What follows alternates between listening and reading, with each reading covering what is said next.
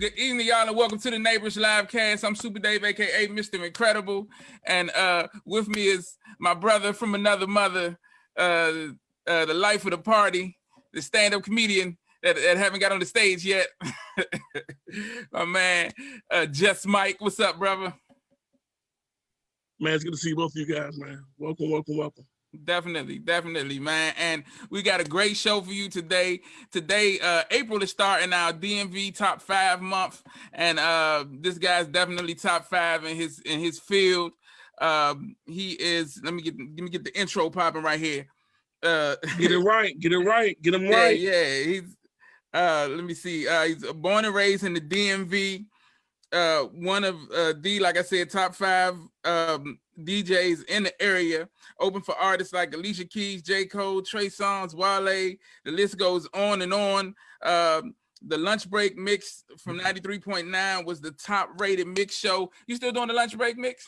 Yeah, man. We since 2006, man. It's been gone, yeah. Well, it was the top rated though. We still there, man. We still there. No, we still rocking, man. Since 2006, we still going. Okay, so it is still the top rated. I'm like, I know, I just heard it recently. Every day, every day, man. That joint, and that's huge to say, just because DC is a big radio town, and to have that top 5 status here, because there's a lot of DJs in the area.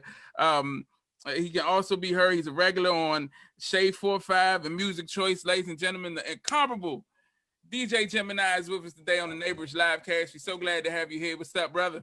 I'm chilling. That was a lot, man. I appreciate it, man. Yeah, and that ain't even half of what you do, man. You a busy dude, man. You do a lot, man. But we really glad to have you here, man. I want to get into a lot of stuff. I'm excited to have you here, because I'm a fan, definitely, of your work. And so we're going to talk a little bit about, what you do on a regular basis. But first, there's a couple of things going on in the city that I want to talk about, going on in the city, in the country, and the world that we want to get into right now. Mike and I texted the other day talking about the situation with DMX at news time right now. Let's laugh for a little while, man. You don't want to jump right into the DMX stuff? I'm not ready to cry about that, bro. You about to cry? Yeah, you damn right. Yeah, man. He was well, I mean, we got to talk about it. You know how it is. But yeah, man. So like I said, at news time they were saying that he was still in serious condition. The official reports coming out said that he had a heart attack. They're outside the hospital right now. Right now, yeah. This is Rough Riders. This is their live right now, man. So it's like a zillion people outside the hospital. Right, showing support. Yeah. That was one of the things that Mike and I were talking about when we talked about him. It's just the impact that he's had on hip hop and on music as a whole, man. So I know last night on one of my good friends, my man 151, he does At the Bar Radio, and they did a little tribute to him, and they were talking about like the same thing, his impact, and talking about the songs that really made you notice him and really realize how much of a force he was. And they talked about a lot of the hits he had, like stuff like that the huge crossover hit Lose My Mind, which he took like his style and put it onto like a club track, which I think before then that was what he was really missing. He really blew up with that one. But like songs like Who We Be, like my personal favorite, Stop Being Greedy, which changed the way, like when I was rapping, changed the way I wrote songs, like just approach writing songs, just like the that duality that he showed in a couple of songs, of the calm version of him and then the wild version of him. And so that was dope. So I'm gonna ask you guys, like, I'm gonna start with you, Mike. What's your favorite DMX song? I'm loving DMX's Prayers. His songs, at 18 hit my eardrum as I was burying my best friend, with his second or third album hit As We Buried Anthony. But moreover, it was his prayer. It was his connection to a higher power, a spirit that we all want to tap into, but the ability to mesh, is it street, is it music, whatever, but his ability to connect on a really real level inspired me. So it was more of his prayers. When I heard him speak and talk, when he gave his testimony, I listened. I sure did. I sure do. And I ain't never gonna stop listening, dude. Yeah. So Gemini, you got a favorite DMX song? I don't think there's anything as a such thing as a favorite DMX. Right. If I gotta pick, Slipping, Slipping, Who We Be, just it's only a handful of artists you really feel exactly, you feel the moment when you listen to the songs every time. And Pop, DMX, it's a few more. They kind of fall into that category. So definitely Slipping. What these bitches want from a nigga is up there as well. Right. All of us as men, it's a million female songs that's like that. You know what I mean? Right. They all got they all got their Mary J. Blige, right? Right. Like, can we get one? Can we, so definitely. DMX got a few, man. He got a few. Prayers up for the dog, man. Definitely. As a DJ, you know what I'm saying? He helped you rock crowds, right? For sure. DMX has a zillion mix show records. I mean, you can do some real DJing with his records, with the tempo, with just the way that the records were put together. Shout out to Swiss Beats as well. Like for on the production with most of them. So definitely, I mean, if I need to play some DMX for 2 or 3 hours, it's not gonna be no problem. The tempo, everything is there. Everything is there. Who you know that can growl and set the Apollo on fire, just and set the Apollo on fire. That was crazy. I seen that on fire. Man. Like I was like, who was that? Who was? Damn all them. Who was that? Right. And, you know what I mean? And I mean, I am disheartened by where he is, based solely on I can relate to all that. My family tree consists of drug dealers, thugs, and killers. And I don't think his is much different, and that's probably why we relate. And it's hard to see him in that position. It's a part of me want him to, come out and be a pastor. I might go to that church. You did, because you might hear the word motherfucker from behind the pulpit, and I ain't leaving after I hear it. I'm good. Right.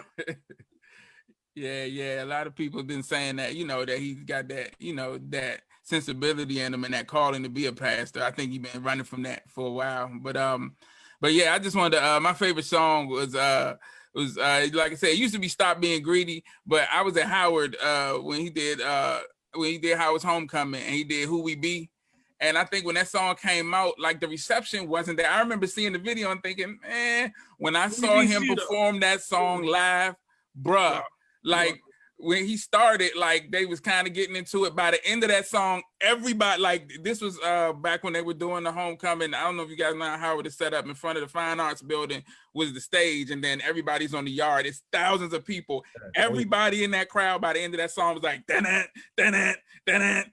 just the song is different. That song is different. You know what I mean? Like the way he flows on it, the beat is different. It's different, man. Like, so, He had that intuition too, like the stuff he put out, like to take those kind of chances when everybody's being so similar, at a time. Because I was saying about him, like when he came out, I think a lot of people were talking about, the murder rap was popular, like killing, everybody's murdering somebody, to a point where it started to get a little monotonous and boring, right?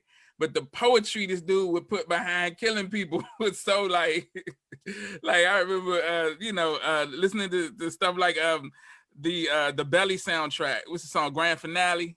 And he actually did the movie Belly. Yeah. He killed that performance too. Like he was the best thing about that movie, for real. Everybody else was trying to act.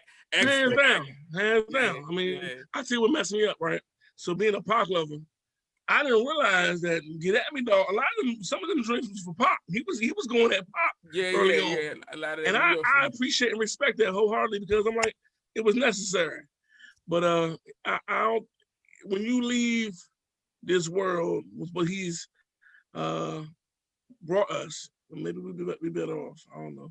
I don't know if he's leaving or not, but if he does, he's still here. Don't send him yet. And it's crazy. Well, I mean, I'm. Go ahead. What were you gonna say? No, I was just gonna say it's crazy. You saying people have been tweeting, how people hop on the celebrities when things like this happen. The people start to tweet that he passed away or put out there just for to get early on attention. Yeah. It's crazy. I don't know that. I don't read all that shit. So I understand. I had to get on a couple dudes for that, man. Like, yo, you know what I mean? Like, yo, we gonna find out, bro. Just pray for him, you know. Just pray for the brother now, man. You don't gotta be the first one. Exactly. All that stupid shit, man. Like, you know, just chill. You know what I mean? Like, you know. Let me ask you something. As a DJ, right? You mentioned he brought something different. So now, as you playing music and you come along, and forgive me, I don't mean to segue into anything else. I just want to lift us up. I want to smile, have a good time. I'm about to smoke my J. Anyway, ultimately, when you hear something right nowadays, what's intriguing to you? What's new? And I think my question is, how do you, as a qualified, verified, bomb-ass DJ from where you are, worldwide, how do you make that choice to say, you know what, I'm gonna go ahead and take a chance and play this, knowing it's edgy and it's different? I'm not gonna lie to you. It's not a lot of chance taking anymore. Like it is tough. You know, and the only reason being is because the volume of music that's out now is astronomical. Right. And I'm getting a little older. I ain't gonna front. I'm getting a little older. I got a daughter that's 15, and she helped me out a whole lot. Okay. You know what I mean? Like a whole lot. I don't even got TikTok. You know what I mean? So a lot of and from a radio standpoint and a club standpoint, I'll speak from the radio standpoint. These records are already proven before we even attempt to touch them. You know what I mean? Like, yeah, you're gonna hear us say all this bullshit on the radio. You heard it first, and you know, like, nah, man, we researched these songs, and we before we even take a chance. So yeah, I mean, of course, I'll hear some songs like, yo, oh my God, man, that's dope. The beat is dope. I love the flow. I love, everything what it's about. And of course, now you got to love the artist too, you know what I mean, along with the music. Yeah. So I mean, of course, you get those joints, but I mean, I ain't gonna front, probably 50% of the music that I play is already music that's broke, they already have feet on social media or it ain't no more, man, don't let these DJs lie to you. It ain't no more, I broke this record, I played it for all this bullshit. No, nigga, that shit is on TikTok, and these kids already got a hold of these songs, man, before you even get it, you can even get a chance, So your all-powerful button, send. Yeah, man. Go.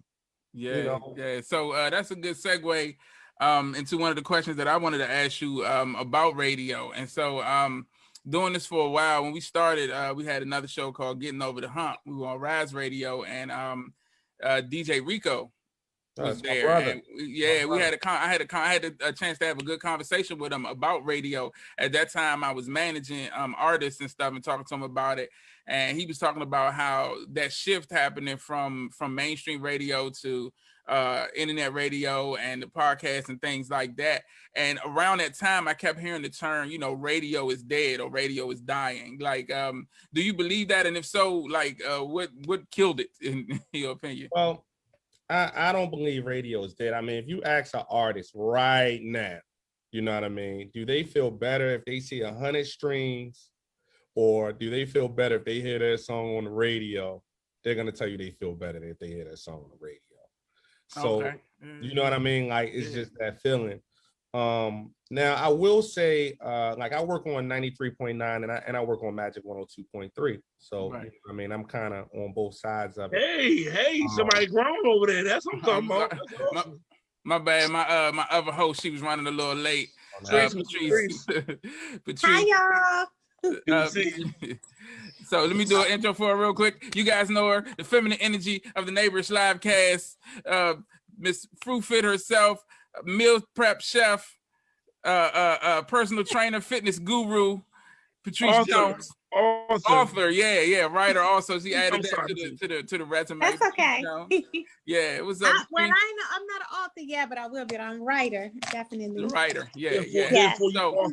Author. Yes, speaking into existence. Thank you, Patrice. Just to catch you up real quick, we was talking to DJ Gemini about radio, and I was asking him about radio dying and everything. Didn't mean to cut you off, brother. I'm sorry. I just wanted to introduce the young lady as she gets her phone from falling over. Sorry, DJ. You good? Hi, Patrice. How are you? I'm good, thank you. Nice to meet you. Nice to meet you also.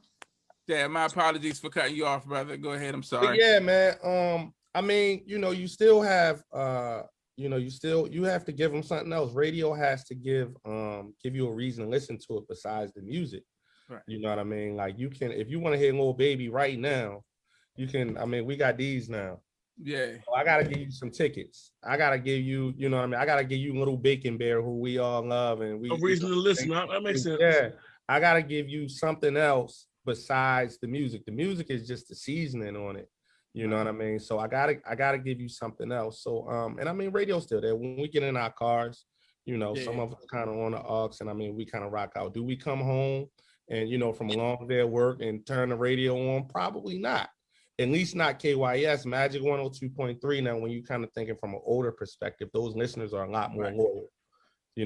My mom is a lot more loyal to Magic 102.3. She don't feel like streaming. She ain't typing all that in. You know what I mean? Right. She want to hear Donnie Simpson. She want to hear Huggy Lowdown at 5:30. Right. She want to hear Russ. You know what I mean? Like they're a lot more loyal to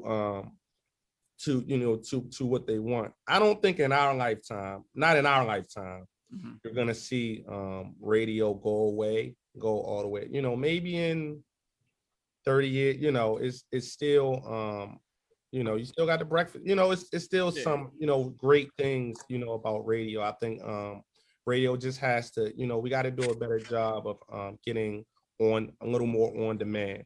Any ideas? I mean, come on, man. You thought this out, man. You talking about 102.3. It was a time when I don't think I could have heard a Biggie song on 102.3. Now 102.3 rocks. So yeah. I mean, the demo's getting older. So even I mean, you remember when we were younger, man, you turned 30 years old, you listened to an urban AC station. You got your 30 and over club card. All that. You know what I mean? Like you kind of already I kind of wanted one of those. That's why I wanted one of those. Yeah, now, but we're a little, I shouldn't say cooler, but our generation is a little more we don't really want to feel old. So you might be 40 and you might want to listen, you might still be rocking Lil Baby, or you listen to all that shit that your kids. I love it. Yeah. You really shoot your ass. I love it. You listen to the same thing your kids listen to. Your mama and pops really jive and listen to what you was listening. It's a different generation. Right. Yeah. So it's a little more difficult for radio to really figure it out because you got like a Magic 102.3 whose demo is going to be like a 30 and up, but a 30-year-old now is listening to Raw Wave. Right. So what do they do? Right. They got it. You know what I mean? It's like what they do. All right, we're going to play Biggie, which is cool. But I mean, a Biggie fan is going to be 40 to 50. Yeah. And where do I play my OJs? Right. Where the OJs going to go? Now I'm going to play Biggie. Cookout. Yeah, like I'm gonna play Biggie, then play the OJs, then play Snoop, then I'm playing the Ozzy like so. It's a difficult moment, like a really weird. Even for me personally, right? I always talk to folks at the station. I'm like the youngest dude over at Magic, but I'm like the oldest dude over at Kiss. Like, I'm the oldest nigga at Kiss. Like they call me Uncle Gemini and shit. Oh man. Like, they call me Uncle and shit. And like, but I'm like, they say Uncle, they don't say Uncle. Yeah, they call me Uncle. Yeah, I don't call you an Uncle. Yeah, but you at Magic with Donnie and Russ and like, right. Like I'm the youngest nigga over there. Right. So it's a difficult, but it's cool, man. Like you gotta be versatile, you gotta be versatile and you gotta study, man, and just, and have fun along the way, man. Definitely. So before we get too deep into the interview, was one more thing I wanted to talk about. So I didn't get to see it last night. The Isley Brothers versus Earth, Wind and Fire. Did y'all see the verses? Yes. You saw it? Yeah. They said Steve Harvey, his suit was the biggest part of it. Did everybody see it or nobody saw it? I'm on, bro. Like you, we were just going Patrice first. Listen. No, don't gotta be. I didn't ladies see first, it. ladies first. So I've been looking at, the after plays. People have posted the video clips, but that's my music. But I just didn't I didn't see the verses.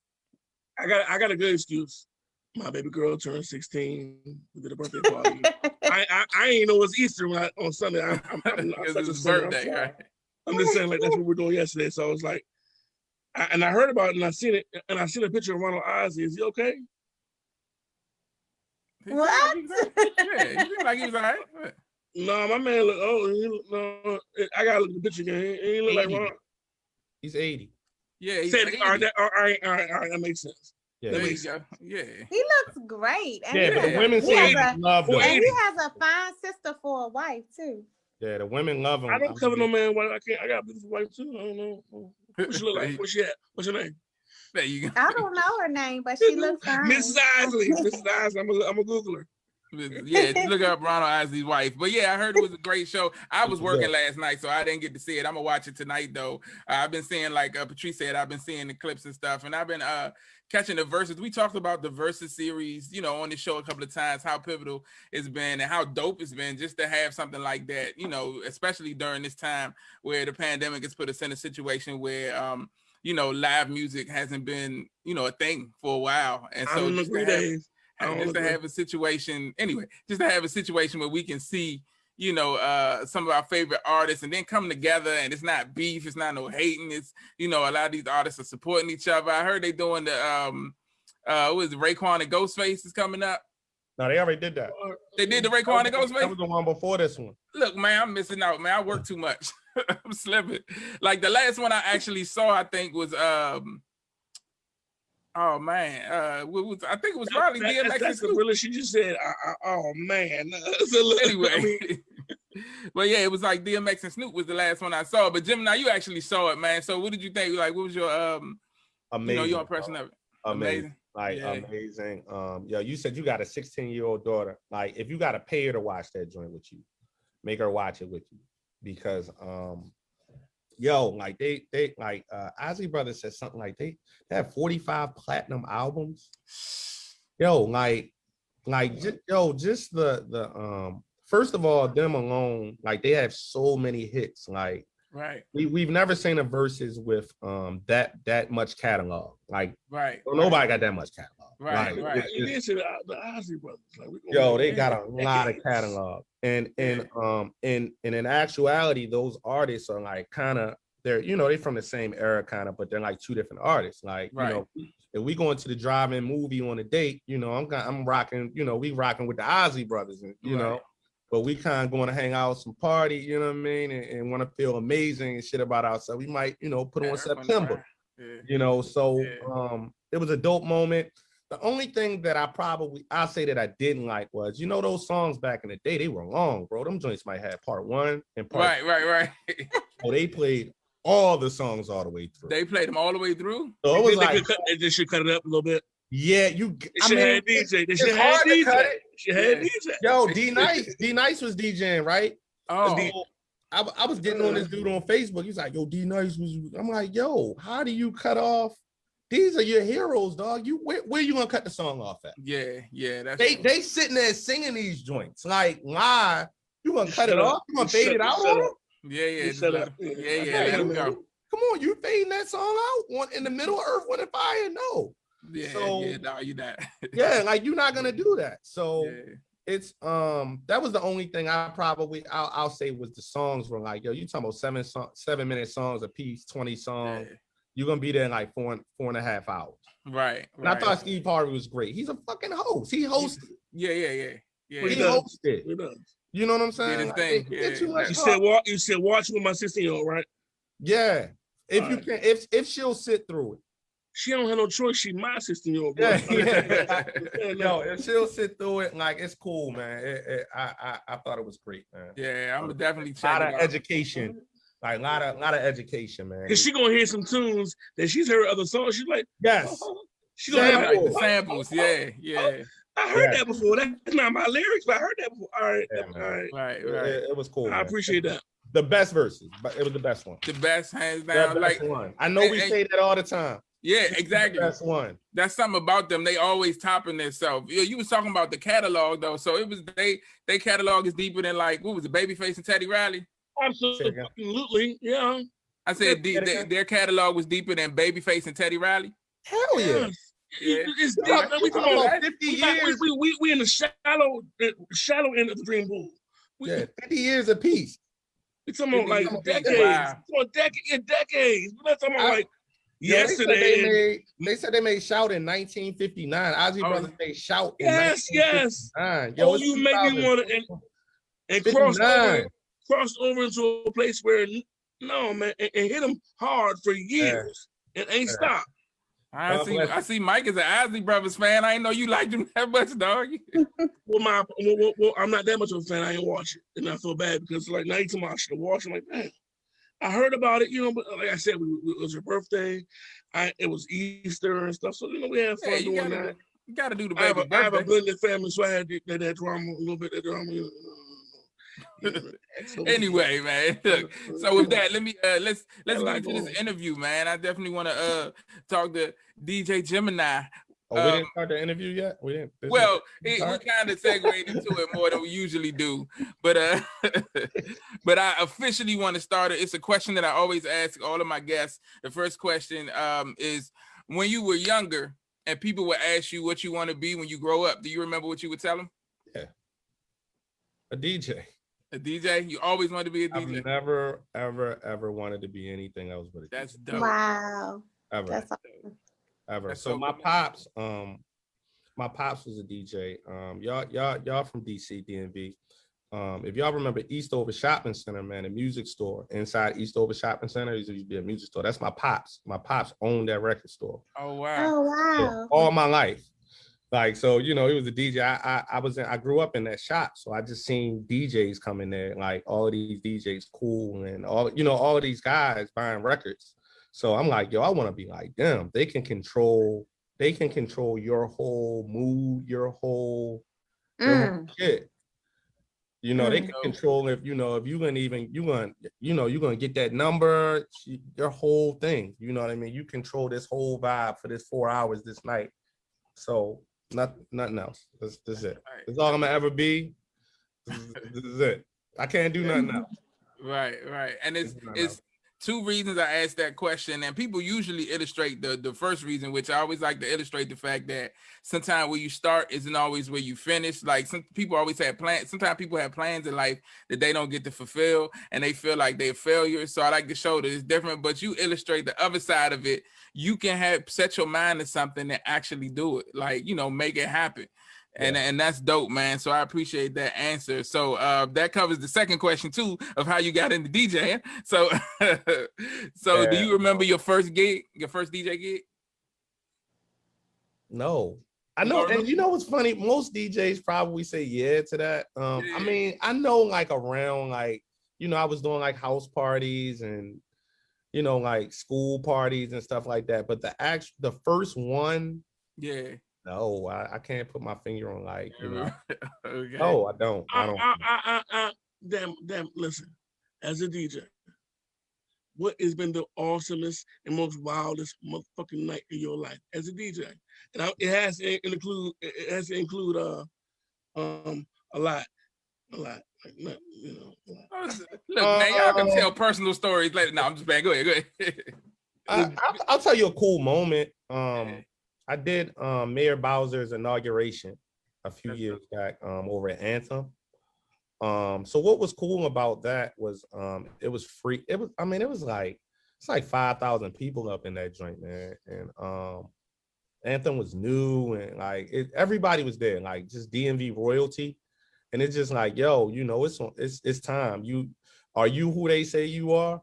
Like, it's go time. It's a reason why you're here. Like, like she wrote a letter and shit, like requesting me. Like, it was some cool shit. Like requesting you to DJ the inauguration. It was like cool. So, like that moment, you know what I mean? Like you on the stage, like, you on the stage, spotlight on you. It's 5,000 out there. Like, all right, you got an hour and a half to make these people rock. So that was a cool moment. I wouldn't say that was the wildest night. It's a lot of wild nights. Yeah, it's a lot of wild nights. But I kind of cherished that moment. That wasn't even that long ago. That was, when was our second term? Whenever the second term started, like maybe 3 years ago. About 3 years ago. Yeah, that's dope. That's dope, man. Can you even as coming from being an artist, I remember like being on stage and having the crowd rock with you and that feeling. It's nothing like that feeling, right? So I'm trying to imagine 5,000 people just it might have been more. It might have been more. Like I look back all the time and like some of the snaps, I like saved them in my phone. Like people that were just there and then like way up in the seats and shit. But then like, you know, it's dope, man. That's dope, amazing, man. Yeah, that was a dope moment. There's a lot of moments though, you know. Yeah. So speaking of those moments, like I was saying in the intro, it's a lot of artists that you work with, you're opening for, DJing for. Did you have a favorite experience working with a specific artist? I don't know, man.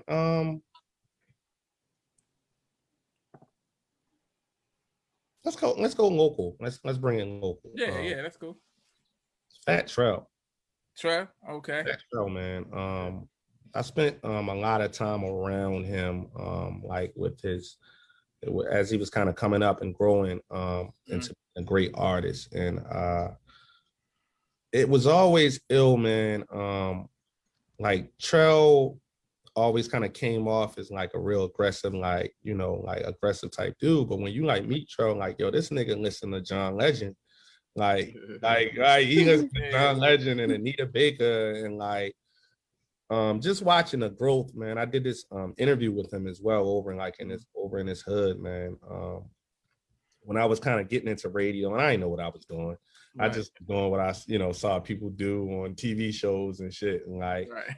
But you know, I spent a lot of time with him, man. You know, him coming up, just watching it. That was cool. You know, that was a cool moment. I DJed with a lot of artists though. Right. You know, some of them were idiots.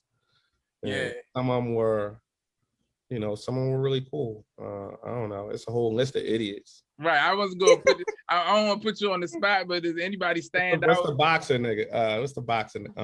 AB. Broner. Wow, you want to call him out. Call him out, say it again. Adrian Broner. He said Adrian Broner.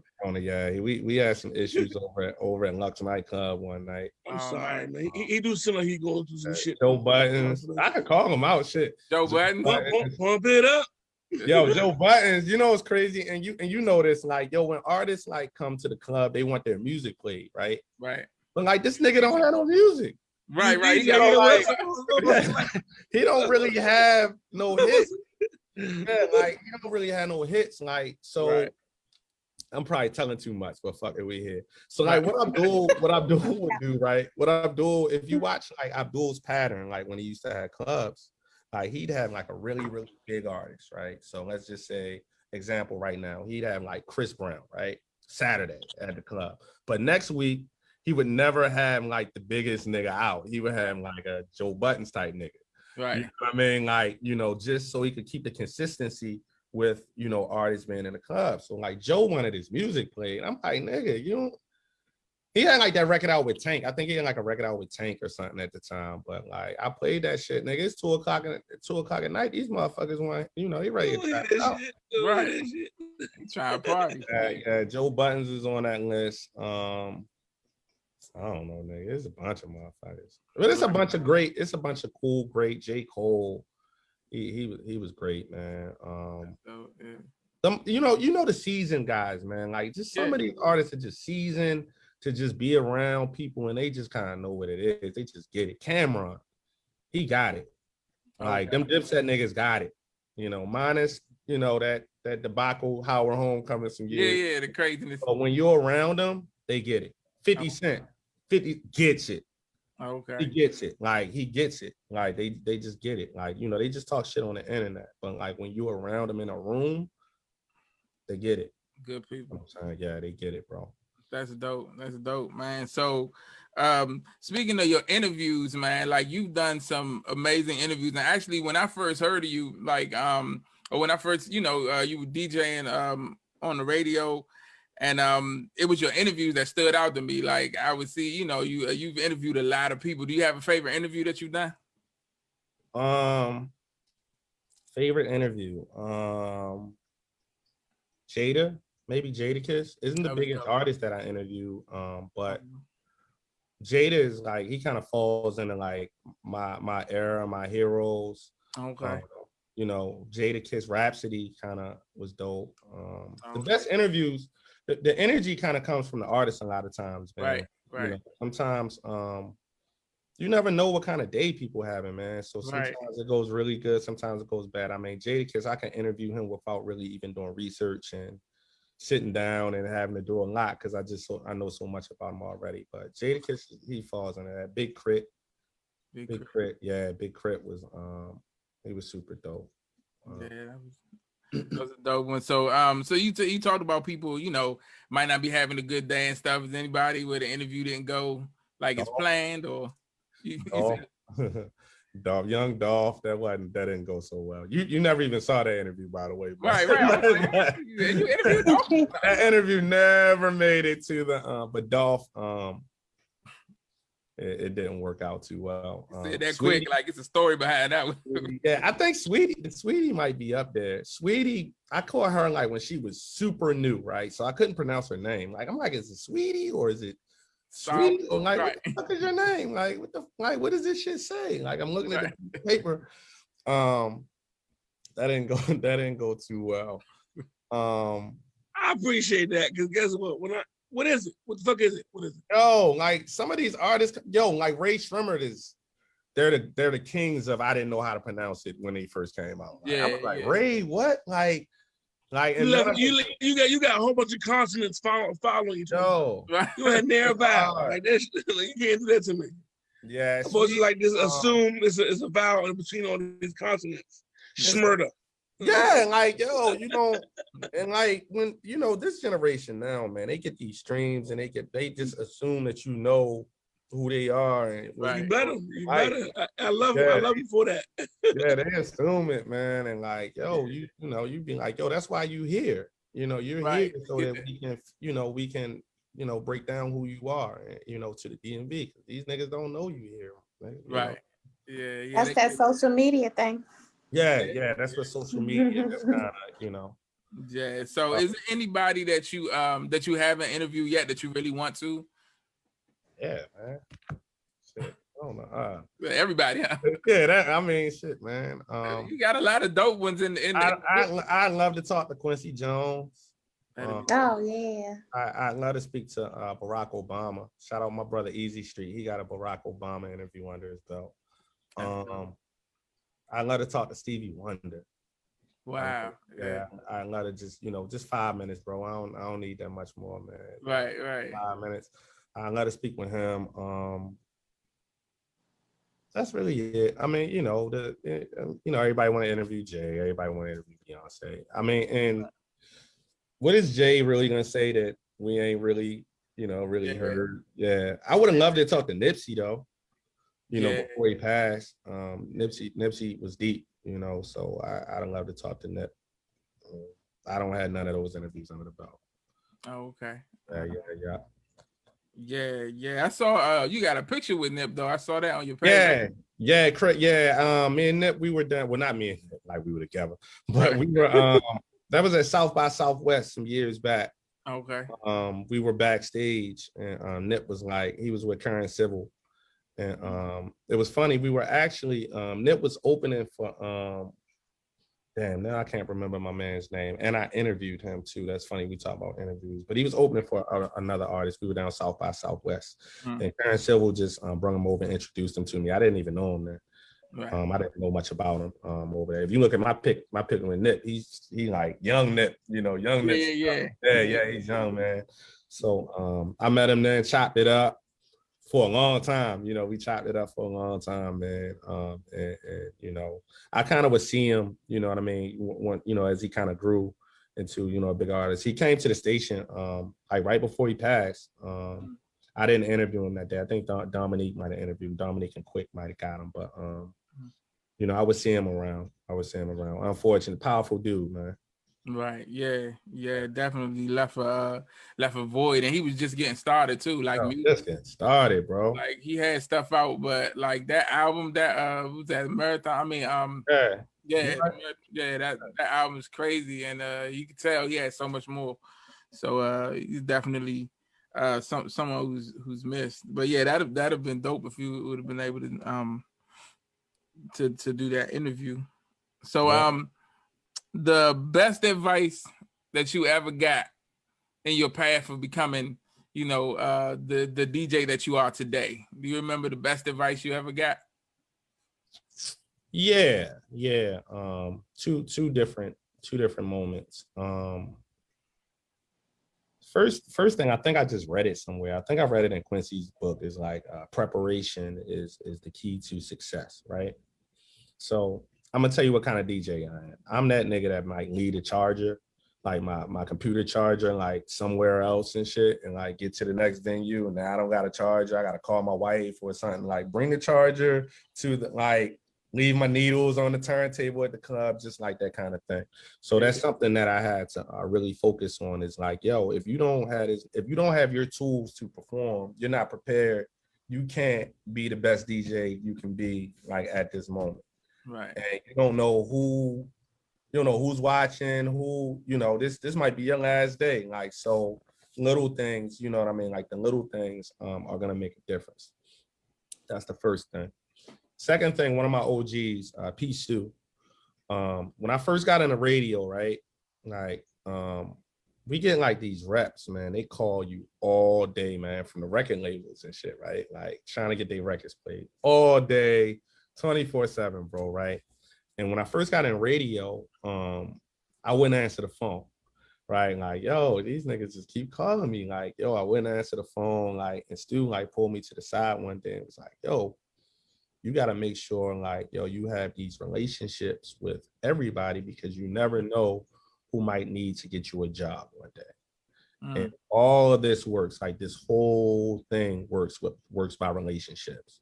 It's cool. Like, yo, you're a great DJ. You're cool, but relationships is key. Like, it's all relationships. You never know who you might need to work for. Or you know what I'm saying? Or you never know. So I kind of rock with that, you know what I mean? He don't even remember telling me. It's funny, he don't even remember telling me. Like, but I tell that all the time to like some of my young boys coming in the radio. Cause I remember I'm like, yo, I was just like you, man. I never answered the phone, never looked at. I remember, I remember. So that's good. Just life advice, you know. Yeah, it's life. Yeah, man. Yeah. It's life, man. Yeah. Yeah. So you mentioned having a 16-year-old daughter and how she helps you a lot with the music, but are there any new artists that came? I'm sorry, 15-year-old. You just said your daughter turned 16, my bad. But are there any new artists out now that you're really drawn to or really attracted to, or you think are really going to do something big? I'll say what's new to me, because I mean, newer. When I say new, I'll say within maybe the last 2 or 3 years. Roddy Ricch is special. He's special. Rod Wave is special. He's special. Other than that, no. Like, I ain't really heard. I'm hard on artists though, man. But nobody else has really caught my attention, and I'm just like, yo. I mean, the usual suspects on the R&B side, the Summer Walkers of the world, the usual. I mean, we all know Summer Walker special. We all know SZA special. That's really it. I mean, that's what I'm playing in the truck. Like anybody else. I mean, of course, Lil Baby. You know what I mean? Like Lil Baby's dope. I mean, the usual suspects. But I ain't heard something like that I'm blown away by. Like, But I'm tough on artists though. Right, because you're a music dude though. I'm tough. I'm tough on.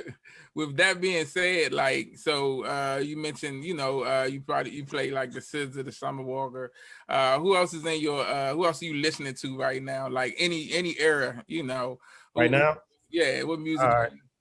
I'm gonna show you. Let me see what's on the title right now. Let me see. Right. So recently played. All right. I've been on my J. Cole. So I listened to Born Center. Yeah. Cold War Story, Pop, All Eyes on Me. I just rocked that. I just rocked with Daytona, Kingpin Slim, Trapper's Delight, Old Joint. I just rocked that. My Homie, Scarface, Reasonable Doubt, Future, High Off Life. Let me keep going. Young Dolph and Key Glock. I just listened to that joint hard. Okay. Dumb and Dumber 2, Rick Ross, Port of Miami. Anita Baker, like I'm all over the place. I listen to music in moods. I listen to music in moods. Yeah. So, in the morning, I might not be, but when I leave a club or something like that, I'm Anita Baker out. Straight to Anita Baker when I leave a club. Like, so I could kind of get my mind right. My ears not ringing and right. Anita Baker or some Stevie right out the break. Just to mellow out. Right? Yeah, I gotta bring it back down, bro. Yeah. So I want to do top 5 MCs. I know you're a hip hop dude, man. I know you got changes. That changes. Yeah. Like, so we'll say right now, who's your top 5? I don't know, man. I mean, you can't have a list with. I mean, you gotta have Hove on a list. You gotta have Big on a list. You gotta have Pac on a list. I mean, so you gotta argue about the last two. Right, yeah. I mean, I got an old soul. I used to want to be Big Daddy Kane to the point where like I fucked my whole shit, like cutting. I try to cut my eyebrows. The chicks loved him. The nigga could dance. The nigga could dress. Like that nigga was, that was a fly dude. So, I mean, Kane's on my list. And 5. I'm gonna go with Nas. I mean, it's so many art. I mean, you got Face. You got. I mean, it's a lot, man. Cole. I like Cole. I think Cole's done enough. I think Cole's done enough to be on the top 10. To deserve, the top 10 spot. I like Kanye. I mean, Kanye's tripping, but let's not forget. I mean, that boy, that boy's a problem. Yeah, music is a problem. Yeah. So that's difficult, man. Don't like write that list down because we know that's a different list tomorrow. Right. We've asked a couple of people that question, and it is usually changed. Like my top 5 changes like constantly. Jay is always on there.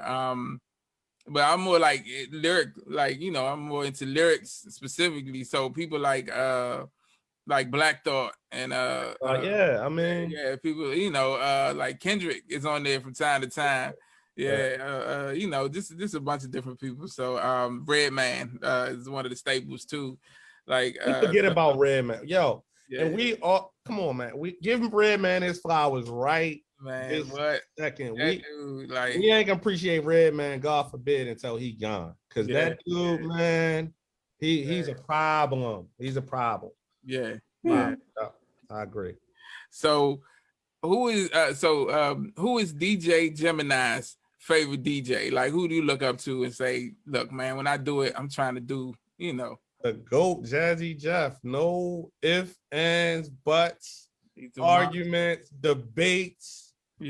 Greatest DJ alive is Jazzy Jeff. Now, I mean, you got to put Kid Capri in there. And I mean, I'll bring it home too in a minute.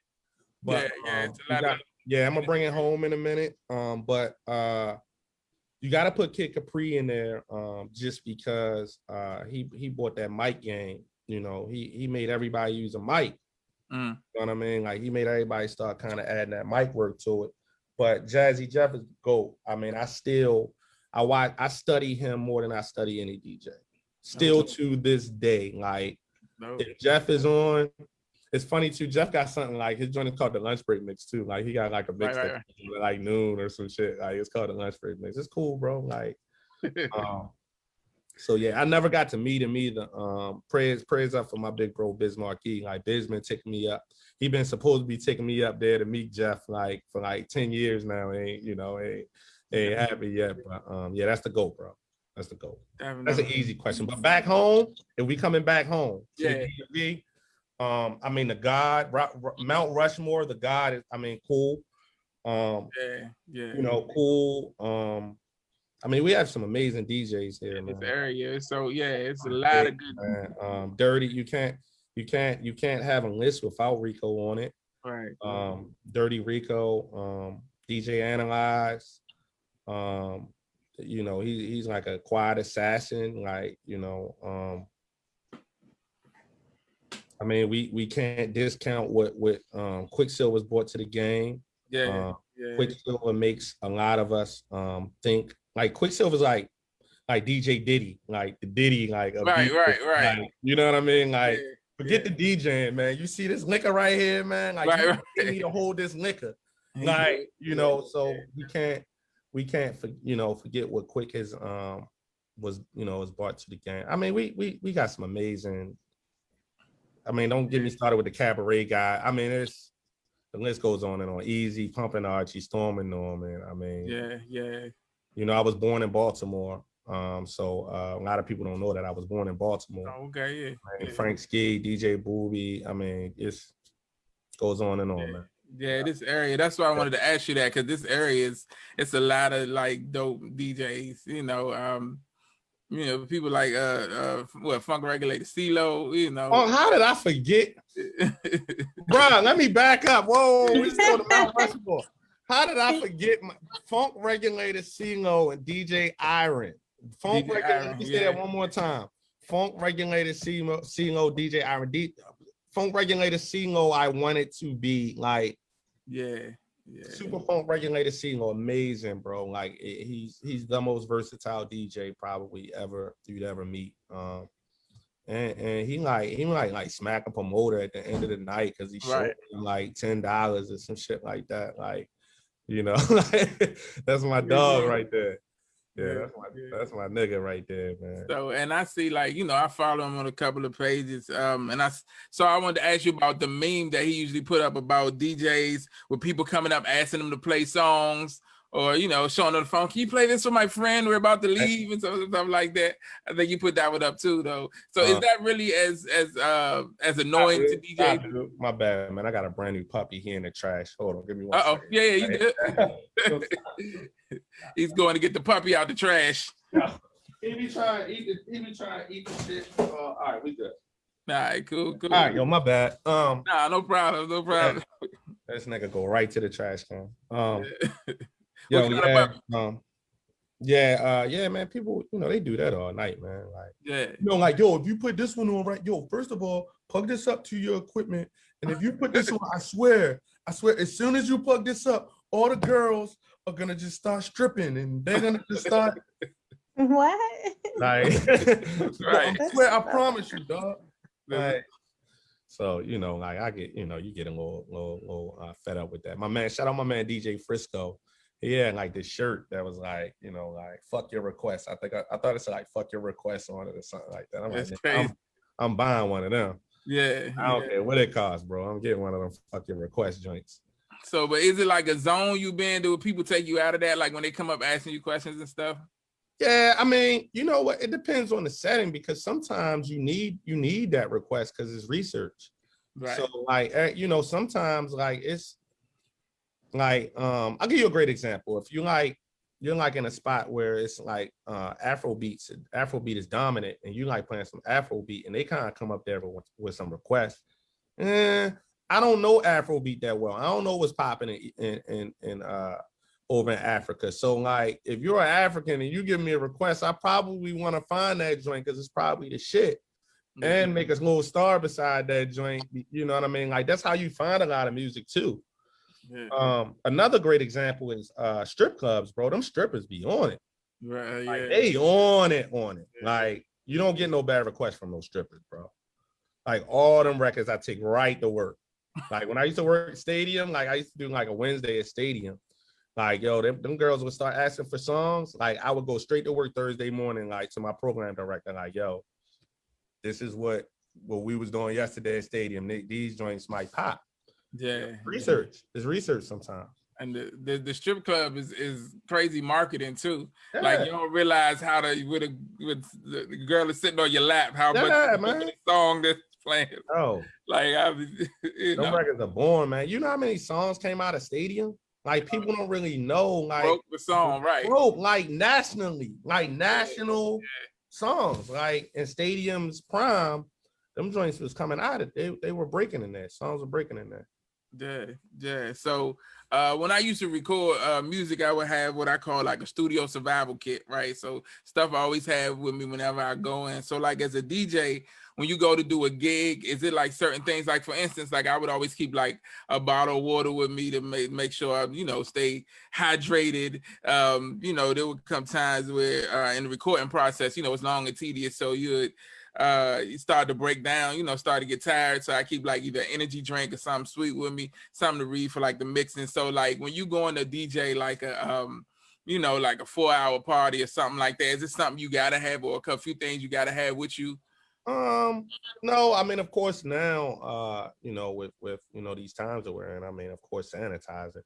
I kind of sanitizing there because I mean, niggas be coming up to you like Corona never happened. Right. Like, yo, Gemini, right. Like it should never happen. So you can't get that. But nah, I just try to keep extra stuff. Once again, I told you, man, I'd be like forgetful. So I just try to keep extra, stuff with me to make sure that I can make it through the night. Okay, definitely. And so you mentioned the pandemic, the coronavirus, and that's a good segue into a few questions. Like I know when it originally hit, that it took away a lot of DJs and artists' main revenue stream, which was live performances. Right. And so I know you and a lot of other DJs started doing the IG shows. Yeah. Doing live shows on Instagram. Yeah, so and it's been a great way to interact, with the DJs to see you guys still do your thing and to get that feel of live music. Right. So what made you decide to make that move to IG in the midst of the pandemic? At that time, that was the only way that you could really feel like you DJing in front of some people is like those comments and watching that joint move. Like that's it. That's all we got. Right. So you either gonna not DJ at all, or I mean, you gotta figure it out. So I got it. I still rock out. I got like a couple shows I do. I made a lot of friends too. What's dope about that is like my demo, like the people that kind of mess with me like on social media and like that come and watch my shows virtually are not the people that come out. They don't even like go out to the club. They're like people that like to just stay at home, but they love you anyway, but they stay at home. So like you forget that it's like people, you get caught up in like this club and like you get caught up in that. But like you got like a whole nother group of people that don't go nowhere. Like they don't go out nowhere, but they live. Yeah, but they live to watch you DJ online. Like they live for it. They live for it. And another thing that's cool is like I get motivated by other DJs, bro. So like I watch my brothers. I watch Rico like kill shit. Like I'm like, yo, I gotta come and kill shit. Or I watch like another DJ and he's like DJing underwater in a boat with green screen. I'm like, fuck, I gotta get green screen. Like that's how I move. Like I gotta get great. I want to be great at whatever it is. So I'm just buying stuff and like trying to get great at the at the virtual side of things. I'll see another DJ has like 800 people in his room. Like now I gotta get 800 people in here, dog. Like so I gotta get 800 people to watch this. So it gives you it's a fresh new like motivation. And stuff is starting to open back up now. Yeah. But, you got to realize it's a whole nother group of people that's rocking with you. So I'm gonna keep it going. I got a show tomorrow. Like like I'm gonna keep it going. That's dope. I'm gonna keep it going with the virtual stuff. I have a question. I heard you mention a boat and underwater. Have you yourself personally ever DJ'd a cruise or thought about it? Yeah. I do a lot of cruises. I'm a wedding guy too. I do a lot of weddings. So a lot of people get married on boats. I've done all the boats here, most of the boats in Baltimore, and I'm a fisher. I fish too, so I stay. Oh, for real? Yeah. Okay. That Mike, we gotta try to get him out. So Mike stays. Where is it? Edgewater. Baltimore County. Oh, the county. Where at? Over in Middle River. Okay. I used to go to Randallstown. Yeah, I'm very familiar with the county. I grew up. Yeah, I grew up over there. Well, you over in like that's the other side. That's the other part of the county, though. Bro, yeah. I was born in Southeast, raised in Peachey County, and then love took me out here. And last year or so, I picked up fishing because it ain't shit else to do. So like, yeah, you Middle River, you way out there. It's called River. We're gonna find out where this river at, where these fish at. So, I don't know much about that. I know we used to kind of like play them in football. Like when I used to live down that way, we used to like play them in football, but it was like that shit different over there. Yeah. Wait, I missed it. What county is that, Mike? You said it's Baltimore County. Oh, okay. Yeah, I mentioned it because I went up there to visit and we went fishing, and it's a cool little spot that he got out there to fish at. But when you say it's the other side, Gemini, like when we was riding through there, it was right at the height of the election. Right. Okay, yeah. Well, you know what I'm saying. I've never seen so many Trump posters and make America great again. Oh yeah. Like in the front yard, like proud, like oh yeah, It's a little different out there, bro. Yeah. So yeah, man, that's but yeah, fishing is amazing though, man. Like I just did it the first time, with this brother, and it was cool. So you said you fish a lot? I try to, man. I try to get out there on the dock at least. Yeah. Man, I mean, if it's once the weather break, I mean, at least a couple of times a week on the dock at least. Chill out, man. Oh, can we see him? Come on, man. Come here. He's a puppy. What kind of dog? What kind of pup is he? Come on, man. Get up. Look. That's a big puppy. Get up, man. He's a what kind of puppy is he? He's a pit and a bully American bully mix. Oh, that's what my dog was. Real guy. Yeah, he lived 12 years. He is a child, like right. Yeah. It's a whole nother child. That's like it's a whole now. Look, now I left you up. But he's super protective though. They are super protective. Yeah. So yeah. What's his name? Bruno. Yeah. Bruno. I scratch you, dude. Did I scratch you? And what's Bruno? Who is Bruno's top 5? Oh, no, I'm just playing. DMX, Snoop Dogg. Right. The dogs, man. Yeah, man. So, musically, like, when you listening to music, I guess Mike kind of already asked that question though. Because I asked the question, Dave. Yeah, but like, what specifically do you look for, like in music to play, like, or an artist to to play to present on your platform?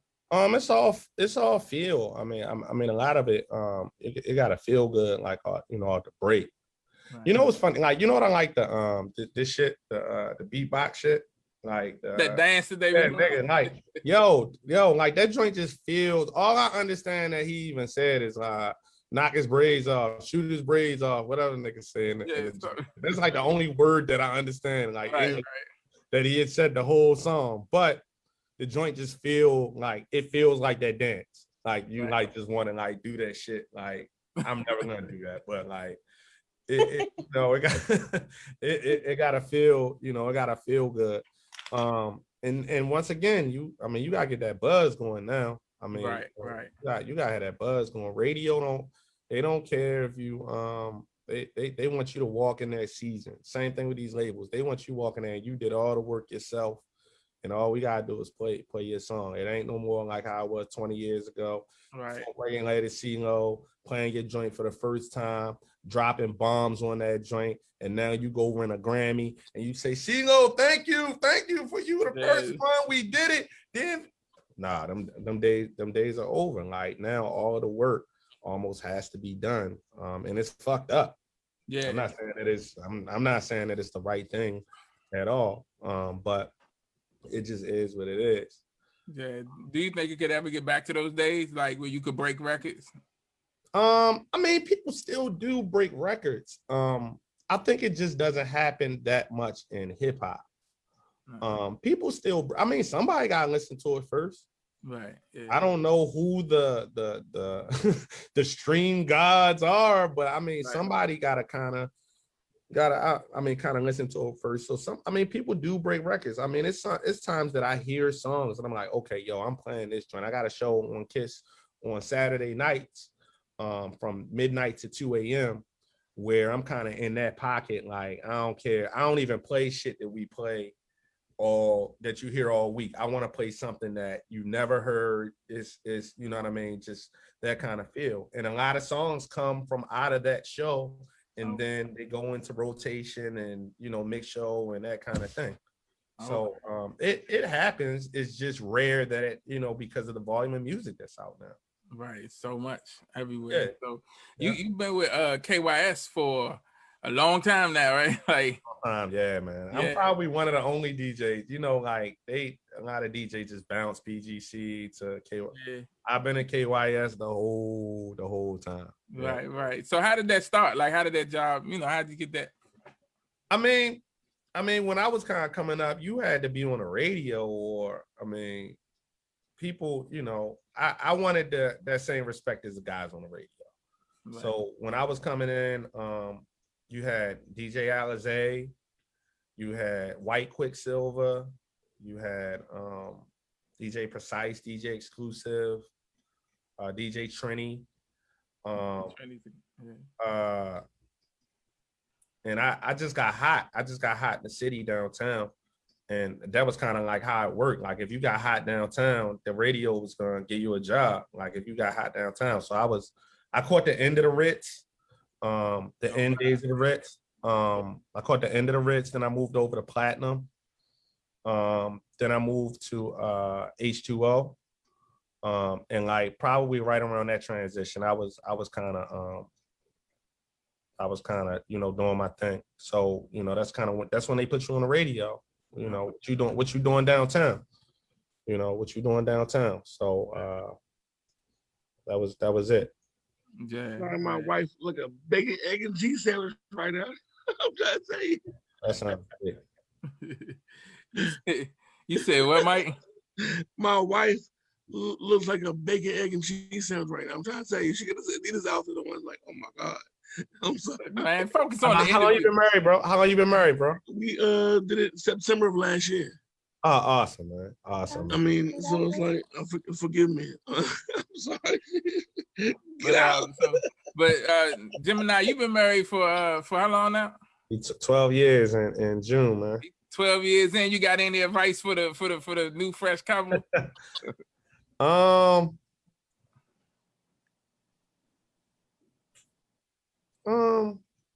You being funny. Happy, you know, what did they say? Happy wife, you know, happy. That's some real shit. Everything else I probably had to tell you off air. No, we here. Happy wife, happy life. That's real. And I mean, hey man, it ain't easy, bro. I mean, I laugh at like all these dudes that write these books, and then, you know, like I always laugh at people who give you advice on shit that they ain't. Like, all these people that write these books, they ain't even married, or they even fucking had like 5 divorces and shit, or like that. Like, so it ain't no handbook to this, you know. You a year in though, man. Y'all good. Y'all good, man. Y'all still dating. Y'all good, man. Yeah. So now I remember. So like, when you smoke weed, you forget what the fuck you was thinking, right? So like, we listening. I'm listening. And yeah, she's awesome. When I look at our pictures, right, behind us, I'm pretty sure we see everybody's. That I did not mean for that picture right there to be that right there. I peeped that. Yeah, I saw that. I didn't mean for that. That's just how it happened. But listen, I see a guitar in your background, brother, man. I'm tired of hearing about DJs and music. You create, bro. If you create, bro, I want to hear something, because something tells me I hear something. Your pops owns a record store. There's music in your blood and soul, ain't it? I mean, can we hear you? Can we hear you? So back to my pops record store. I mean, if y'all know Eastover, it's a you know, anything. I'm quite familiar, bro. Anything might fall into that store. I don't play the bass, man. It's a bass guitar, but I did buy it for I bought it for like $8. Like, about 15 years ago. No bullshit. And like I got like a stand if you could see it. Like I found I'm a thrift store guy. I ain't even I'm a thrift store nigga too.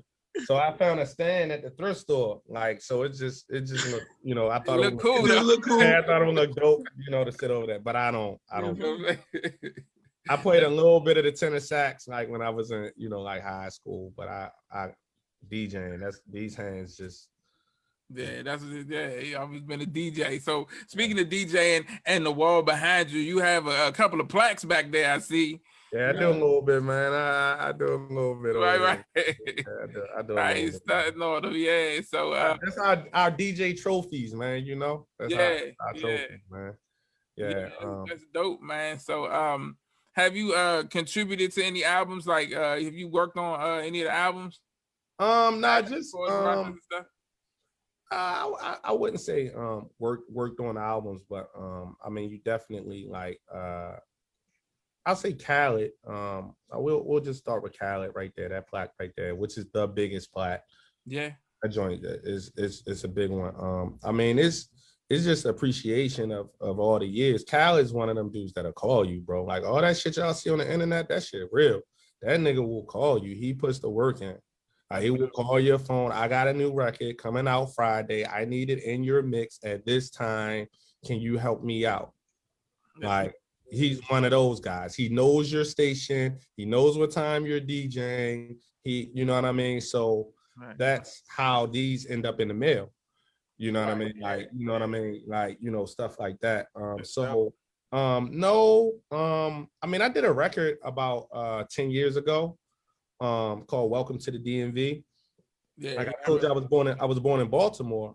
But I spent most of my time, you know, kind of on the DC side. I spent more time on the DC side than Baltimore. But you know, I still have ties to Baltimore. I'm a diehard Ravens fan. I still have ties. I know. Y'all know, everybody knows. But I wanted to put 4 Baltimore MCs on a song with 4 DC, DC based MCs at the same time. So at the time, it was like the 4 niggas on fire out here. I had Don Juan, Get Ready, White Folks, and who am I forgetting? Don Juan, Get Ready, White Folks. I'm forgetting somebody on the DMV side. Them niggas Kingpin Slim. Okay. And in Baltimore, I had Boss Man, Mully Man, Smash, rest in peace.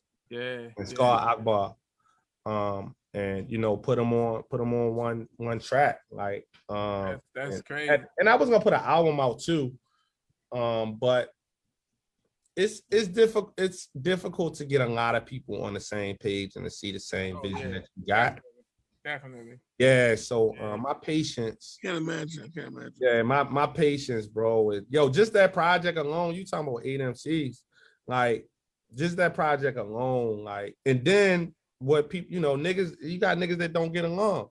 Right. Like that session in the video shoot, you got niggas that don't get along. Like that was kind of like that was probably the end of, you know, Baltimore MCs and DC MCs get along now. Like Shy Glizzy get along with all them niggas in Baltimore.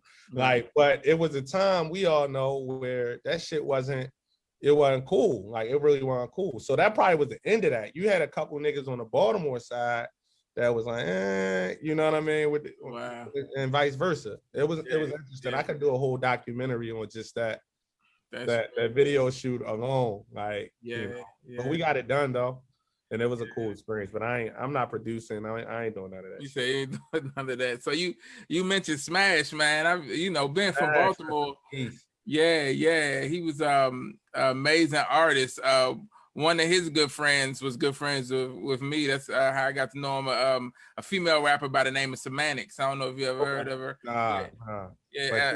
Cool with Smash. Yeah, Semantics. They was like real tight. And so when he went up to New York, when he was in Brooklyn, we went up and sat in a room with Smash. And like this dude's flow was crazy. He was Pop Smoke 10 years ago. Exactly. You know what I mean? Like the gravelly voice and just like killed everything. Like I was blown away by this dude. He was amazing. Great energy, man. You know how we talk about people like after they dies and like this nigga here, like you just saw it. Like he was a star, bro. Exactly. Like I still play his mixtape Shout out my brother PGC over at PGC DJ Rez. He did a mixtape with him, and like I still play that mixtape.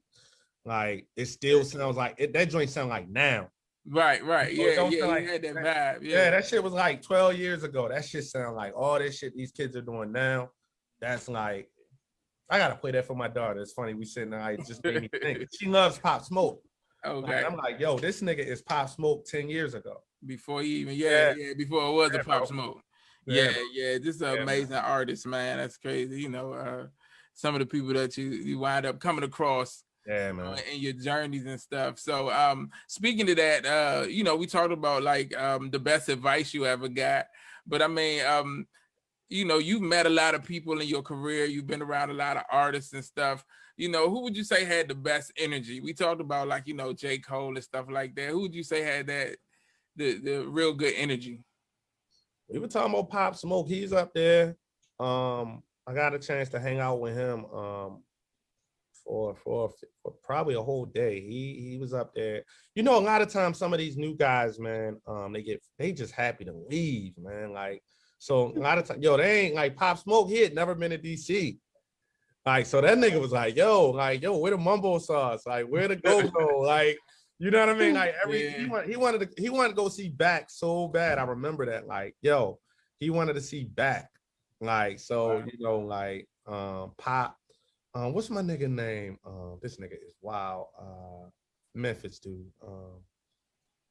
What's my he was he fuck with Gotti. 1, 2, 3, let's go. The other nigga. Booty. You know that Booty? What's the nigga name? Oh, that's a good question. I don't hold on, son. I'm old. I'm sorry. You know him. You know Black Youngster. Oh, okay. Black Youngster. Black Youngster. What are y'all name on those face? Wait, no, you can't play your game, man. Go upstairs. Stop. Oh my God, man. Bruno, chill. My son and the dog. The son and the dog. I had to say that. Tell Ariana come and get Bruno. Like I had last week, I had my little nephew popping on me. Yeah, it was hilarious. Yeah, last week, you know, I got the green screen back here, so he's popping in and out of the green. I'm like, man, just go, you know. So they don't care what you doing, son. Like, you're gonna be on the phone, the president of the United States, bro. You're on the line, like doing your most important interview ever, dog. Right. They covered it. Down here in pajamas, Sonic the Hedgehog pajamas. Right. Like, whatever. Like, what we eating, son? Right. Hey, can I get the last piece of chicken, please? Right. Hey, look, I remember. I forgot what comedian it was. He was like his daughter. You know, once you have a kid, your life is consumed with your kids. Basically, you do everything with them. So he's like, you know, he tried to get a second to himself. So he's like, at least I have the bathroom. He goes to the bathroom. Sitting on his daughter's walking in the bathroom. He's like, honey, I'm trying to use the bathroom. She's like, that's okay, I'll wait. And just stood there. Yo. I'm like, yeah, I don't have any little ones myself, but I know all of y'all, you know. Take your time, bro. Take your time. I love them, but take your time. Excuse me. You can see his face, right? Oh. How much time do he got left? Oh, he's talking about. Oh man, I'm only 40, you know, but only how much you got on my 40, homie? It's over. So you got like 6 months. Let's get it done. Yeah. I'm, you know, in talks with the missus, but we'll make it happen for you. I'll let you know when we do that. But anyway, send them the bills. Right, exactly. I got 4. Yeah, you got enough bills. You about to have 5. Right. She keep walking around here, and she had an Adidas outfit on that we bought in Atlantic City. I was like, when did we get that? Like, when did we get that? Right. He's like, get off that car. Like, I'm about to shut this whole computer down. I'm already there. Oh my God. You gotta do what you gotta do, you know. Hey, man. Well, like Gemini said, y'all still dating, so you I'm a dater forever. You hear me? Hey, I love it. Awesome. You better. You know what stuff though? You know what stuff I want to ask you as a DJ. You don't have to say that with every question, Mike. You know he's a DJ. We older now. How do you navigate? You named two dudes that was appealing to you here lately. How do you navigate what we're going through? For me personally, I feel like I'm waiting for that cycle to come back around where substance takes precedence, where you're not only saying something, you're tapping into somebody's spirit with what's going on with the sound. There's a song there. Well, you gotta put yourself like into like somebody else's shoes. So like radio appeals to women, right? Sad to say, it's mostly men up in that joint. So, but you still get paid to almost think like a woman. So like, and even in the club. So I DJ for the women. I don't DJ for the dudes. If the women are rocking and rolling, the dudes are gonna kind of come with it. So that sounds so easy. That's an easy formula. That sounds good.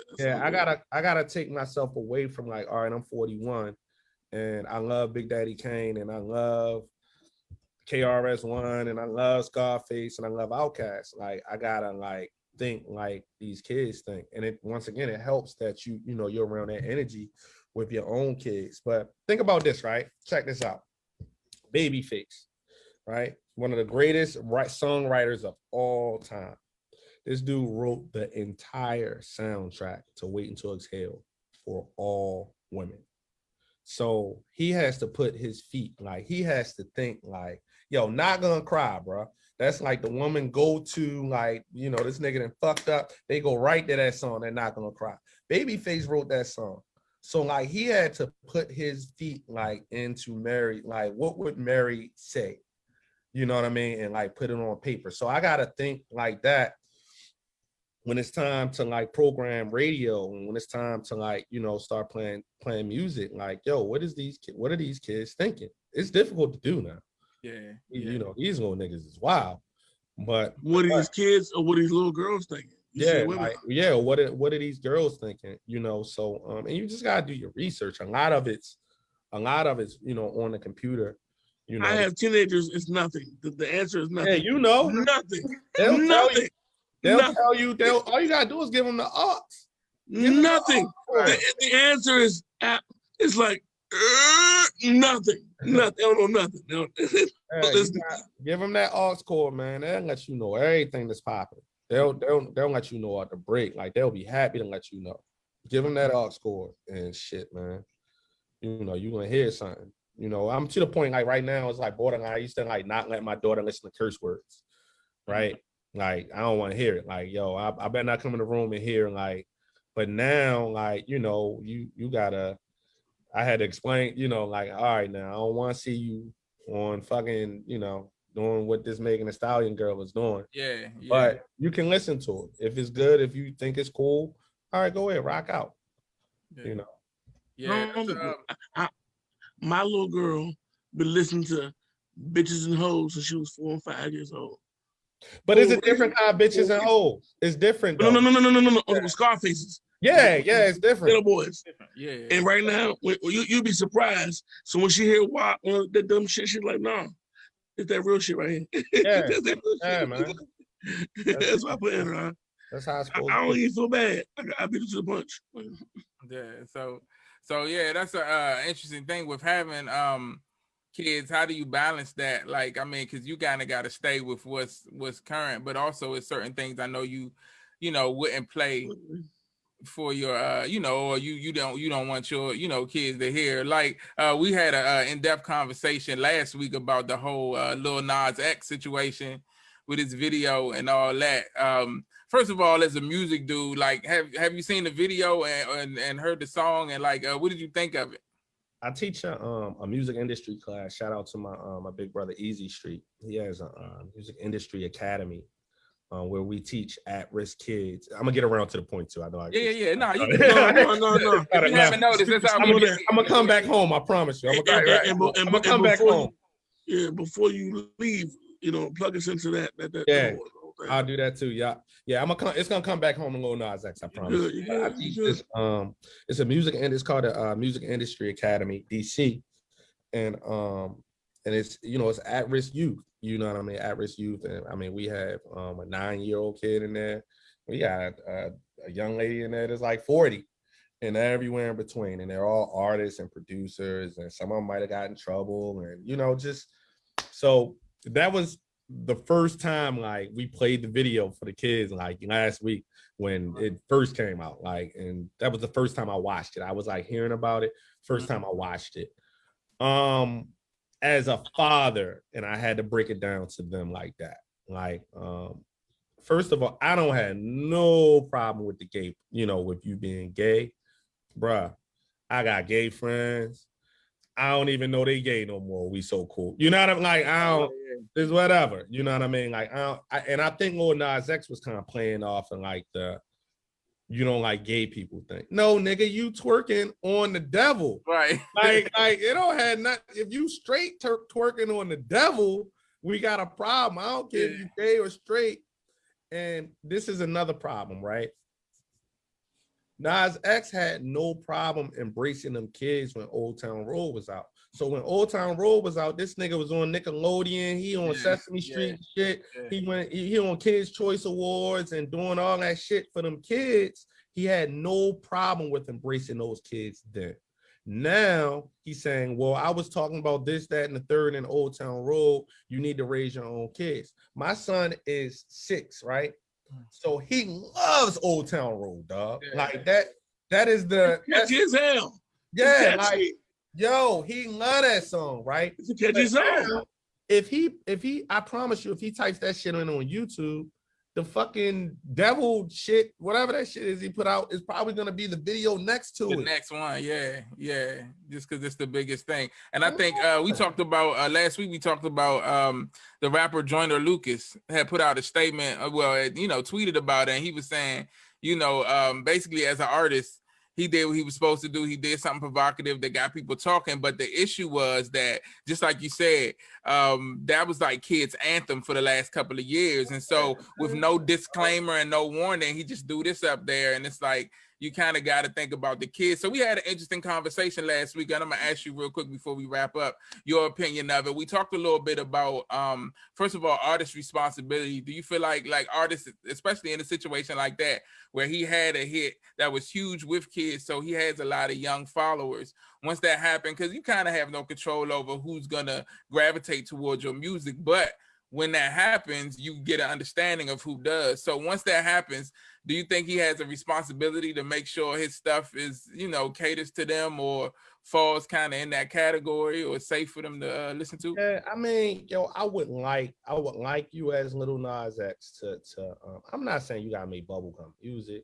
I'm saying, the song was jive kind of hot. The song, like, if you take away the visual, right? And you kind of listen to the beat and like you kind of like the song was jive, all right? But you gotta like think, and like I was talking to my man at the label, like I was talking to the label about this. Like you gotta realize who, I mean, people not scared of nothing, like people not scared of God no more, bro. Like I'm not gonna get like super religious, whoever your God is. The devil. Or the devil. Like, right. I'm not gonna get like super religious and like all that, but like, you just gotta like, it's the internet, bro. Like the internet and it just made us forget a lot, a lot of what's going on. But to answer your question, some yes, some no. I see people compare that to WAP, like, and compare it to like other things. It's two different things because my son don't give a fuck about Cardi B. Because he's 6. So he's not listening to Cardi B's music. So Cardi's doing Cardi. Right. But Lil Nas X ain't doing Lil Nas X because now you twerking on the devil. Yeah, it's too much. And a lot of people said that like the difference was they Cardi B and even Megan Thee Stallion kind of set a precedence as this is what we are. So the issue is, and not saying even that people can't change, but just maybe have some more respect for the fact of who you were and make that transition a little less jarring. But I mean, there are people who make good points about I know who has a good point. Who was that? Miss Patrice. Miss Patrice's point. Like I want you to I want you to repeat what you said. I want you to go from because she speaks real. Like your take on it was not just eloquent, but it was deliberately real, and I appreciate it. I mean, am I wrong? Am I wrong, Dave? My man Gemini wasn't here last week. I want you. What was your take? Just read it. I want him to hear it. I want you to don't read. Now you done put her on the spot. She don't even remember what she said. No, ain't no spot. It's in her. That was real. Okay. Well, I'm way different, and I'm way left, and I'm not with any of the industry stuff and mainstream. And we have the first. So my son is 15. And I'll be 45 soon. We have to realize, and especially talking to you three brothers, we have to realize there's a serious attack on especially the Black male masculinity. And a lot of things just are innately emasculating.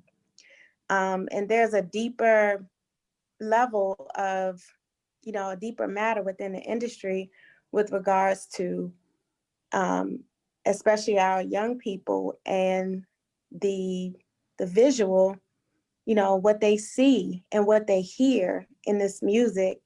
And it's beyond cursing and talking about drugs. It's emasculating. And I would even take it, and I didn't say this the last conversation, but I was listening to the music. I was driving from my mom's, which lives 2 hours away. And I was like, why are all of these songs man-hating songs? Like all of the women are singing about man-hating songs. And then when you put that together, and it's like, it all goes together. So if you look at what Nas is doing, what he's really doing, he's making money. He's doing exactly what Little Nas X. Now we got to make that distinction. I'm sorry, Nas is a different. I know what she said. I know. I'm just messing. Go ahead. I'm the asshole. He's the asshole. Did I say Little Nas or did I say Nas? No, you just said Nas, but I'm just messing with you. Go ahead. I'm sorry. I went into a zone. So okay, I definitely know it's not Nas. I like right.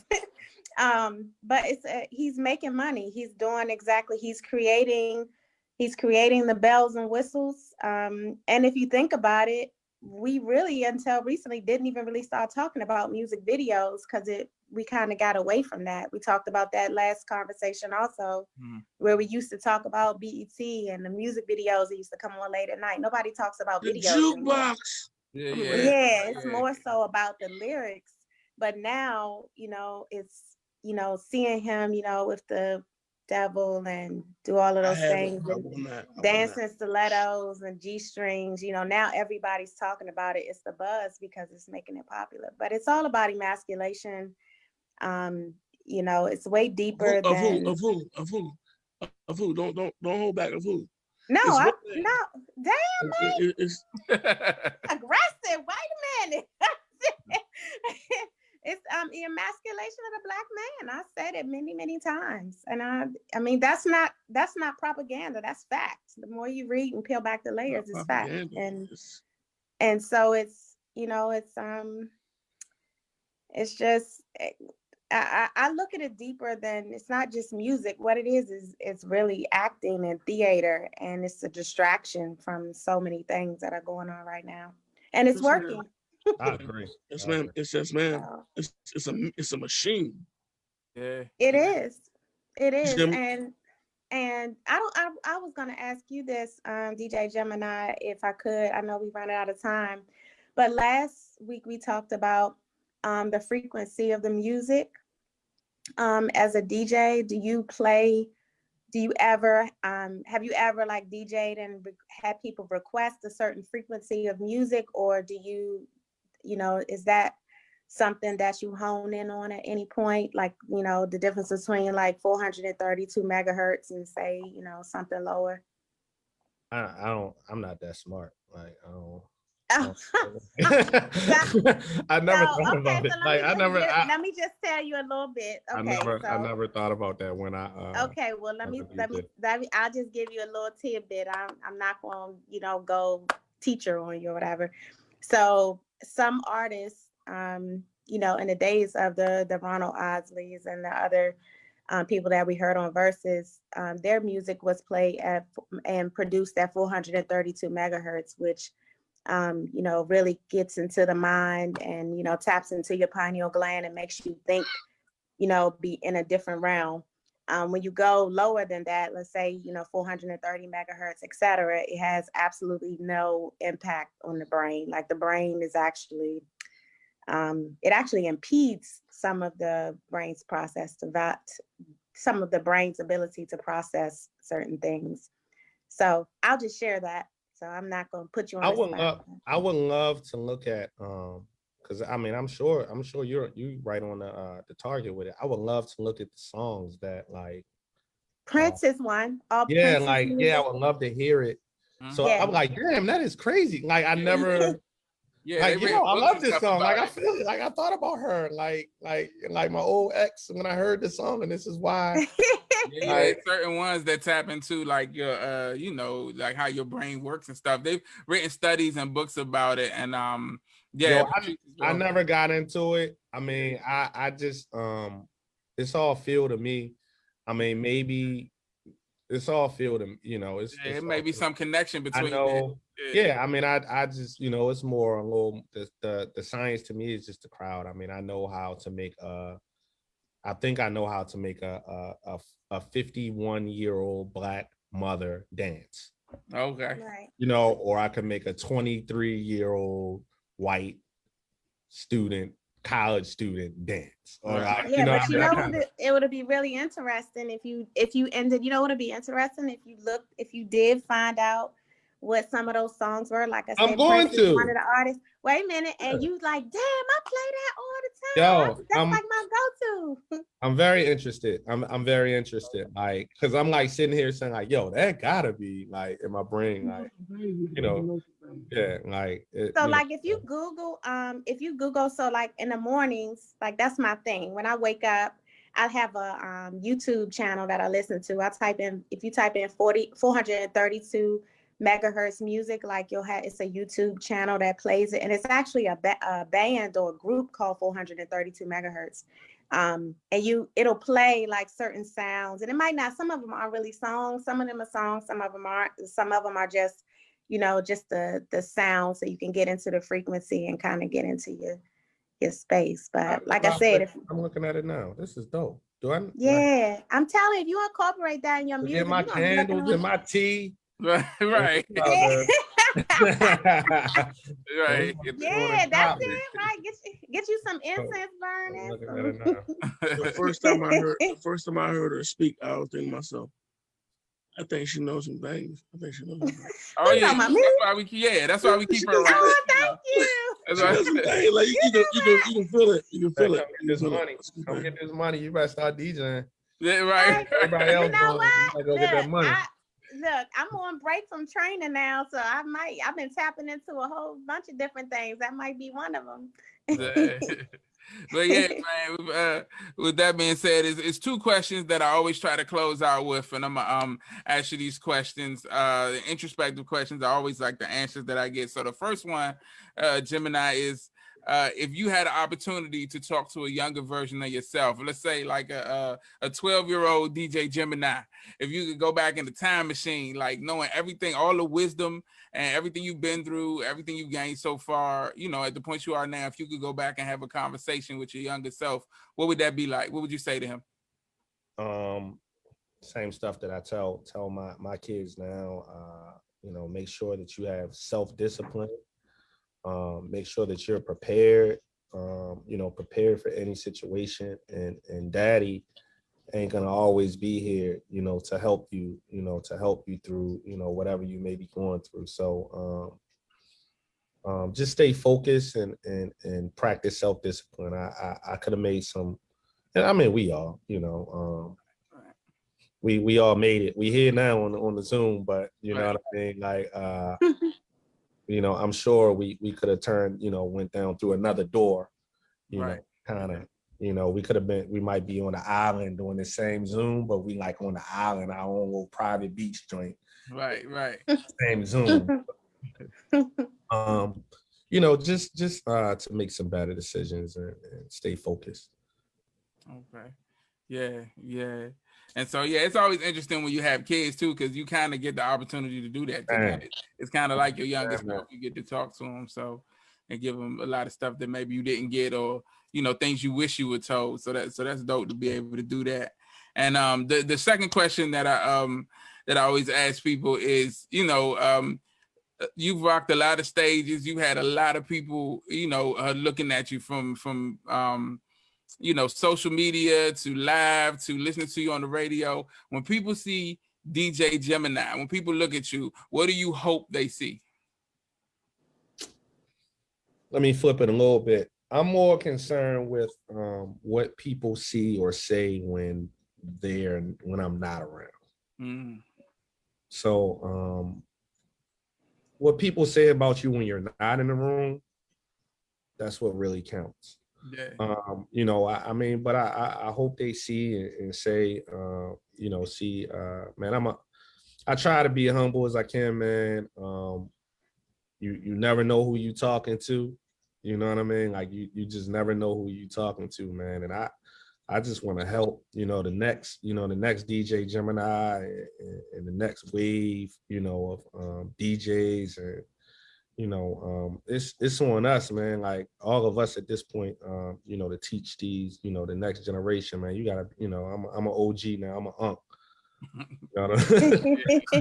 I'm an unk, man. I ain't one yet, not yet. Yeah, man.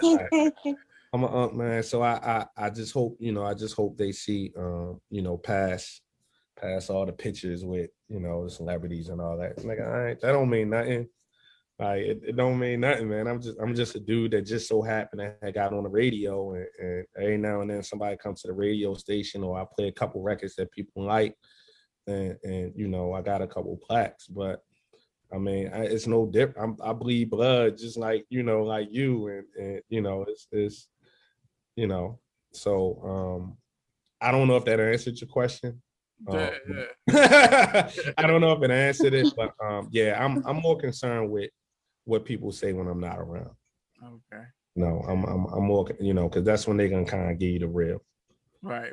Or when they think you can't hear them, that's when they, they're gonna tell you anything while you sitting there. Right to your face. Yeah. So yeah, that's definitely a good answer. So, man, I appreciate you so much for doing this, man. Thank you for. We finally got it done. Definitely. We've been trying to get it popping for a minute, man. But yo, anytime, bro. Like anytime, I had a great time, man. Kicking it with y'all. Yo, nice to meet y'all. Yeah. My man, Mike, Miss Jones, like she just been posing like the whole like. Right. She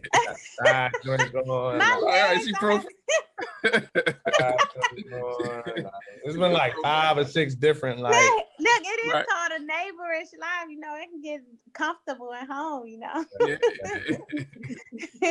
Definitely. Dave, like yo, keep doing what you doing out here, yo. I'm watching, like we all watching, bro. I appreciate you, what you're doing out here for the culture, as well. Like, keep going, bro. Like this shit don't stop, man. Like, keep going. I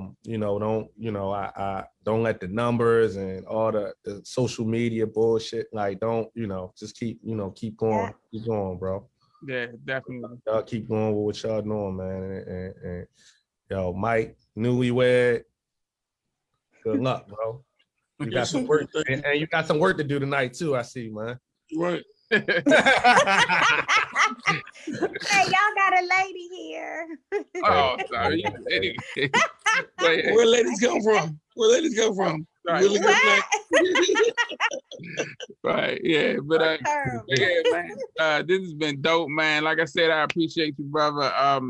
Yeah. Those words mean a lot, especially coming from somebody like you. Like you, one of the people, like I said, I really became a fan of yours through the interviews, and that's you one of the people that I really emulate and look up to in that respect.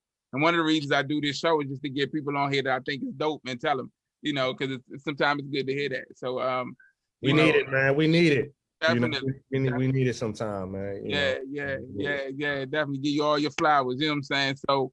Man, I appreciate you 100%. On behalf of myself, Super Dave, aka Mr. Incredible, Just Mike, and the illustrious Miss Fruitfit Patrice Jones, and our guest today, the incomparable DJ Gemini. Man, thank y'all so much for checking out another episode of the Neighborish Livecast. We'll be back next week with more interviews, more information, more education, and more fun. Have a great week, y'all. Take care of yourselves and each other, and peace. Peace. Bye, y'all.